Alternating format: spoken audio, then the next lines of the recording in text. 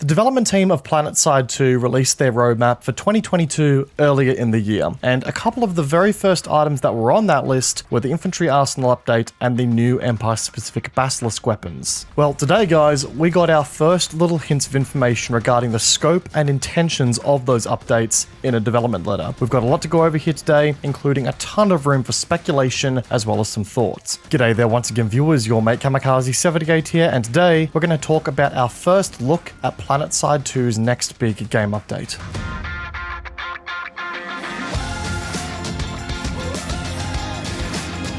Alright, so at this stage, it should be made clear that while there's a lot to go over on the surface, there's a lot that's left to be clarified here from the development team. There's some blanket statements here that offer some brief ideas as to what is going to be changed. We just don't know how much things are going to be changed or how things are going to be changed in the first place. Now, in saying that, we are going to have some answers to those questions sooner rather than later. If there are no issues with the delivery, we can expect a patch to the public test server as soon as this weekend with a corresponding patch note for us to go through. Considering the scope of what has been talked about in this development letter, it's going to be a beefy boy of a patch, I reckon, so make sure you're subscribed if you aren't already, because we'll be covering all of these updates both on streams and in videos, well, as soon as the weekend hits. Once again, assuming the patch actually drops this weekend. But let's go from top to bottom and see what there is to learn so far. First things first, let's talk about what has been argued as probably the beef of the update from a content perspective. That is the weapon attachment system overhaul. At the time of writing this video, guys, Rel has confirmed that there are currently 829 new attachments in the game, over 240 weapons. Now, before everyone gets too excited, that's 849 attachments spread over 241 weapons, and that includes mainstay attachments that are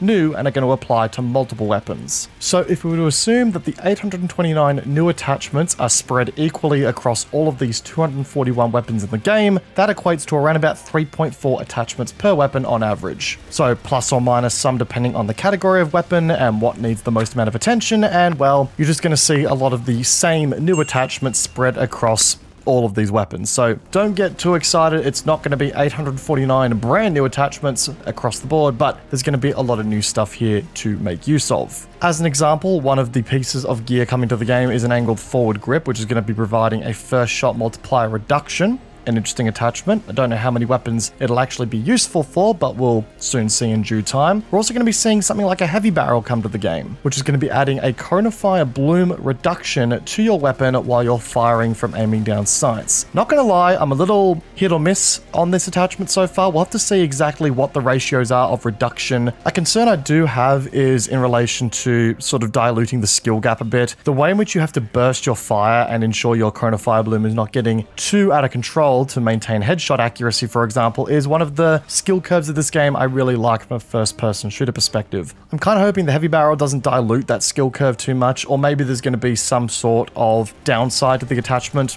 to counteract that. We'll soon see. Rel has also confirmed that attachments that weren't applicable to existing weaponry, such as, you know, forward grips on sniper rifles, have been removed completely. Thank God that's happening. Expect to see more weapons with extended magazines, barrel attachments, and ammo options as well across the board. Directive Weapons are also finally going to be getting the opportunity to mount attachment options as well, which does swing us oh so nicely to the next section here, talking about Directive Weapons and the corresponding updates they are going to be getting. And I've got to say, it's about time this happened. Directive Weapons have always been in just such a weird place for me. Like, for example, the SMG Directive Weapons.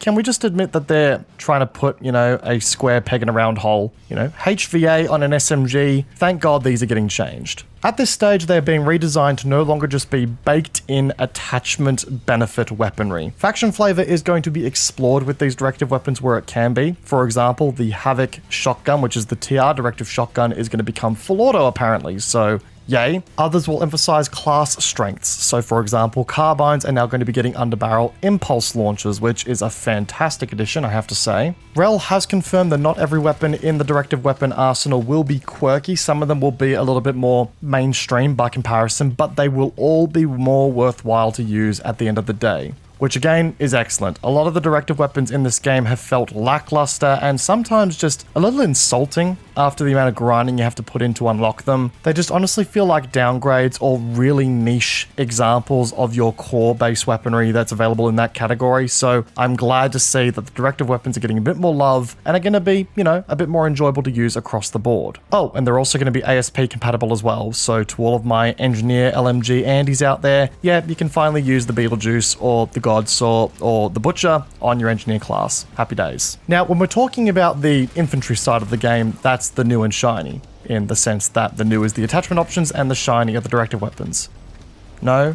Alright, I'll see myself out. But anyway, there are also some wide brush balance updates coming in this update as well, and I have to say, some of these excite me greatly. For one, less used weaponry will get additional tuning to become more worthwhile. Now, I'm not sure what this means yet. You know, what constitutes a weapon being less used? What constitutes an additional amount of tuning, and how far is that additional tuning going to go? What stats are going to get changed? Our damage model is going to get messed with, our rate of fire is going to get messed with, our accuracy value is going to get messed with. We've got no idea yet. I'm curious to see exactly what this means, but at the same time, I'm a little bit concerned. Are we going to see brand new weapons make their way into the meta? How are they going to affect the game's balance? So on and so forth. Like, so many things to consider. Again, we'll get more answers soon, hopefully. Now, the next one is a big one, and I'm glad it's getting changed because, well, this suit slot, both in its current form and the form that it took prior to this, was just damaging to the game's overall consistency. Nanowave armor will no longer provide blanket small arms resistance values. Thank the Lord, it had to happen eventually. I am so glad that we're finally ditching this consistent blanket small arms resistance values. All that ever did was further the skill gap between body shots and headshots. And I have to say, unnecessarily, guys. 2 times headshot multipliers are a tried and tested formula in first-person shooters, and it works. There's a reason that most other first-person shooters follow that kind of damage model, because it's an expected norm of the industry and players know how to deal with it. It also just made the game feel a lot muddier and a lot less consistent to play at medium range engagements, which happen more often than you think at times. And yeah, I get it, Nanowave Armor was recently changed to implement a movement speed debuff, but that didn't address the core issue that came from the suit slot. So to see that we are removing the blanket small arms resistance and the movement speed debuff and going a completely different direction makes me very happy. What is that direction, I hear you asking? Well, from now on, Nanowave Armor will only provide a small arms resistance value against sniper rifle damage. This to me is a step in the right direction, but I would also like to see it get applied to shotguns and max anti-infantry weaponry. If you go ahead and do that, I think we've got a winning implementation here of Nanowave Armor, ensuring it doesn't muddy up the infantry game too much, but it also helps with dealing with some of the cheesier deaths in the game while not completely removing their power level either. The Adrenaline Shield is apparently being tuned a little. We don't have any numbers on that yet, which I would have loved to have seen, but again, more testing will prove exactly what's going on there. Nanowrimo Cloak loses its passive additional 100 shield benefit it gets on top of the 30% damage reduction while you're cloaked. Can't say I'm too mad about that one. Nanowrimo Cloak was pretty powerful at the end of the day, so to see that get toned a bit, not exactly the end of the world. Here's another big one though. Power knives move to a 2-shot body kill as opposed to being a 1-shot. It appears now you have to get a headshot in order to get a 1-shot with the power knives. Can't say I'm too mad about that. I've been getting knifed a lot in the back lately, and I get it, some of you guys swear by this playstyle, but the cheese factor is certainly up there with it, and while I get it, I used to enjoy a bit of power knifing from time to time, I can see why it would have been a bit damaging to the game as far as like gameplay flow is concerned. On top of that though,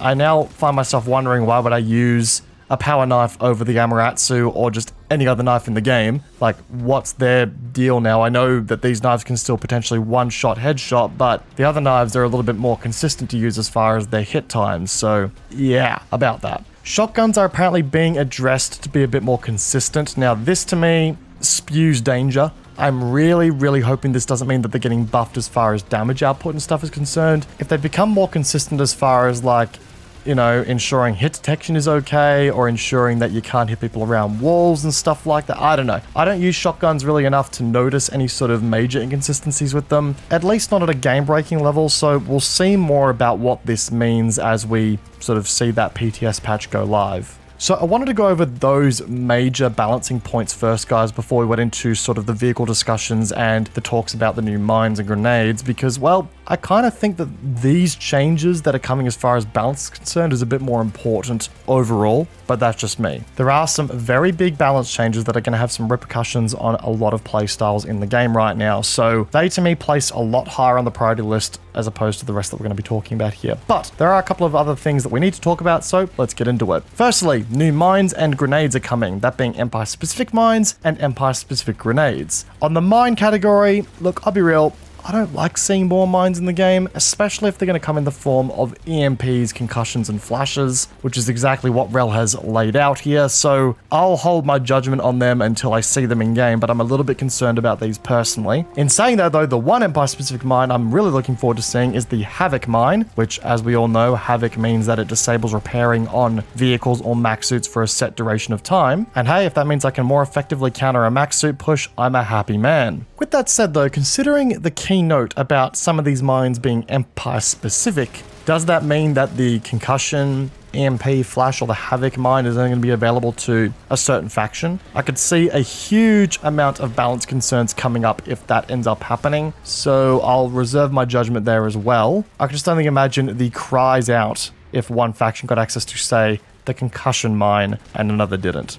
There's going to be a severe advantage when it comes to point holding there if that were to go down. We've also got some class, not Empire, class-specific grenades coming as well, which includes things like Cleansing, Havoc, Timed EMP, and Impulse. Impulse in particular sounds like a lot of fun. The more Impulse gear I can get on my Light Assault for those sick movements, the better. The Cleansing and Havoc conditions are also great to see come to the game as well. They've been great additions to the Punisher's adaptive underbarrel grenade launcher, so to see more loadouts have the opportunity to take advantage of those particular effects is great in my opinion. But of course guys, infantry are not the only ones getting a bit of love in this update. We've also got some love coming to the vehicles of the game in the form of the new Empire Specific Basilisk Weapons. Now, Rel in this dev blog is using the term basilisks just to describe the jack-of-all-trades default weaponry that'll be coming to the game for each faction. Now, these new basilisks are set to be default options on the main battle tanks and unlockable for your sunderers, harassers, so on and so forth. But each of these weapons are going to sport unique stats, unique audio, and unique visuals. We actually have an example that's been posted on the dev letter, that being the M18 Palisade, that's going to be available to the Terran Republic, and we can see it on the Sunderer in this screenshot. Looks pretty cool, I have to say. I'm personally a big sucker for Empire-specific art and new art assets to come into the game. The art assets, I have to admit, have been getting better and better over the years, so more opportunity for new in that front, the better in my opinion. And lastly, the Chimera is going to be gaining some buffs to its HP and main cannon damage. Still no mention of a tank-specific ability coming for that tank yet, but well, we just got to keep being patient apparently. I'm hoping to see that soon.